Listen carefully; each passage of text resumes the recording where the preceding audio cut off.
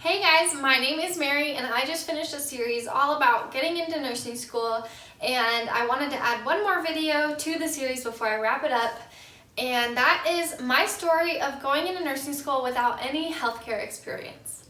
I wanted to make this video because I keep imagining all these students getting into nursing school. I'm feeling super overwhelmed by all the people who have more experience and more familiarity with the medical field than they do. I also want to make this video because I know there's students out there that are wondering, do I really need to get my CNA or another healthcare certification before I go into my program? And so I will be answering that question at the end of this video. Most people that go into nursing school are what's called a CNA, or a certified nursing assistant. And a CNA helps nurses with all of the skills that don't require a licensure. So they'll help with bed baths and brushing their teeth and showers and transportation, getting patients food, taking vitals and blood sugars, anything again that doesn't require a license. And they'll typically work in like long-term care facilities or inpatient floors in the hospital. And so I did not get my CNA because I was a competitive gymnast all throughout my life. So I worked out 20 to 25 hours a week during high school, which was basically a part-time job. And I was an athlete in college, and so my first 2 years of college leading up to getting into my nursing program, I was also doing gymnastics, and so I didn't quite get the chance to have a job. I had worked over the summer, but it was little things that didn't require certification, obviously, and I just would only work for like 3 months at a time.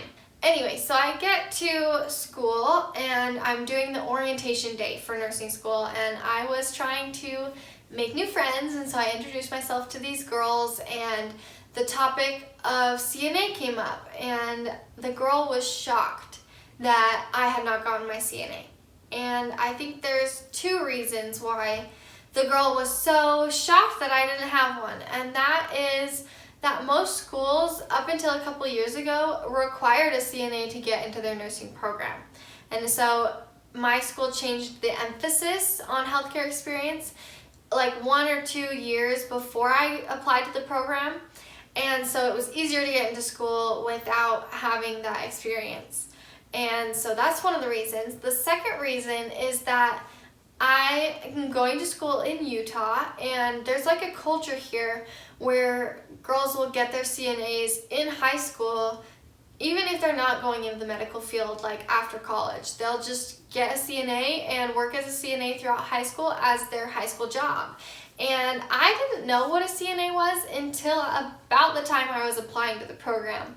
I had a friend that was also on the team and was in the nursing program like a semester ahead of me, and so she had a very similar experience to mine where she was overwhelmed like everyone else was a CNA and she wasn't, because we didn't have time to have a job. And so she was telling me about it, and I was like, what the heck is a CNA? And so she explained that it's a certified nursing assistant, and I was like, okay, I didn't know what that was. So growing up in Portland, that wasn't culture. Like, people didn't go get their CNAs like that. And so coming to school, there were like 4 other people maybe that weren't CNAs going into the program. And so I am in school, and my classmates are super kind and nice, and they're helping me out a lot, which they're very nice to do, but I felt stupid because I needed so much help. For example, we were in lab one day, and it was the day to learn how to take vital signs, and the professors were basically like, oh, you guys are all CNAs, like, just practice for the rest of the time that we're in here, no big deal. And I was like, wait, you're not going to teach me how to do it? And like, I don't know how to use a stethoscope. Like, I bought it because you told me to, but I don't even know which way to put it in my ears. And so my classmates taught me everything in that class. And there were just lots of times where I felt insecure. Like, there were experiences where vocab words would come up, and everyone would be like nodding their head along with the professor like, oh yeah, I know what you're talking about.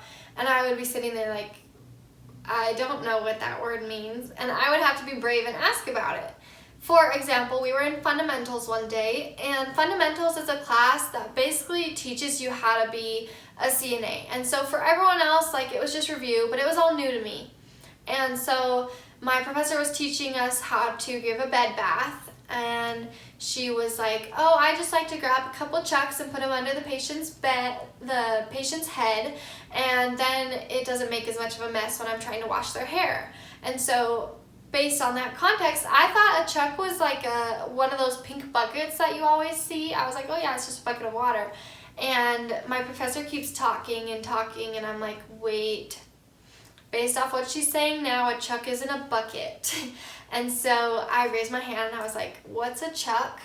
And for those of you that don't know, a chuck is like a blue or white pad that you put under the patient when they lay down in bed, or like whenever you think you're going to need one, like on the floor, and it just picks up any messes or leaks that you're gonna have. And it is called a chuck because once it gets dirty, you can just chuck it. You can just throw it away. And I didn't know that, and she like kindly explained that to me, but my professor definitely laughed at me while she was explaining it. Like, I was like, great. I definitely needed to be laughed at 8 o'clock in the morning when I'm already feeling bad for not knowing what it is.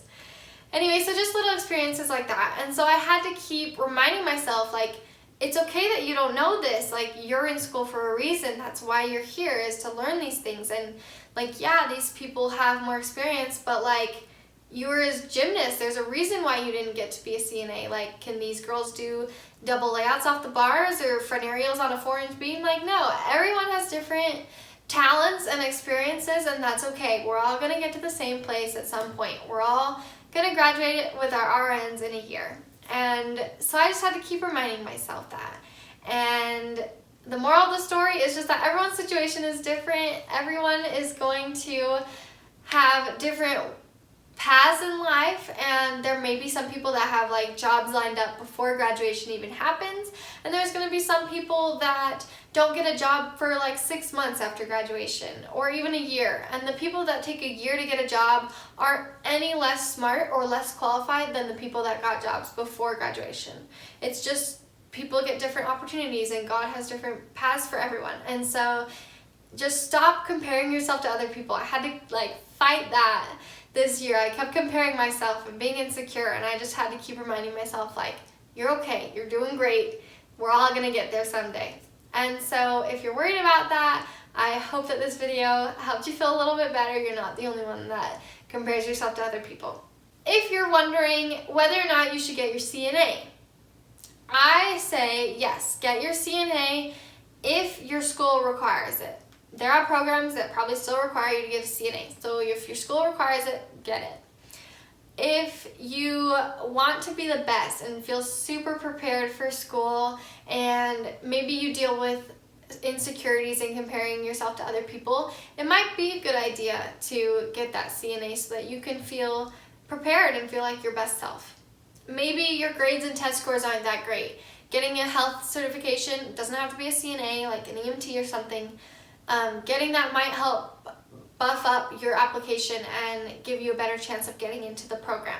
If your program doesn't require a CNA, I would say if your finances don't allow you to get a CNA, like say you don't have money to go take the exam or the class, don't worry about it. If your school doesn't require it, you're gonna be okay.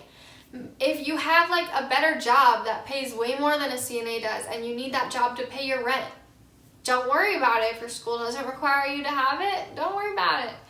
Maybe you have different priorities. Like for me, I had gymnastics. That was a huge priority for me at the time. And I wasn't about to quit gymnastics and end my career early just to get a CNA that I didn't need. Maybe you're going back to school. Maybe you're older and you have 3 kids at home. That doesn't really allow you to get a CNA. Like, you're not gonna just ditch your kids to go get a CNA to get into nursing school if you don't need it. So everyone's gonna have different experiences and situations, and it's really up to you whether you wanna be a CNA or not. Like, maybe your school doesn't need a CNA to get in and you just plain don't wanna be one. That's fine. Everything is going to work out just fine. I hope this video helped you guys feel a little bit better. Give it a thumbs up if you liked it, and comment down below if you have a situation similar to mine. I would love to hear it. And I will see you guys next week with a brand new video.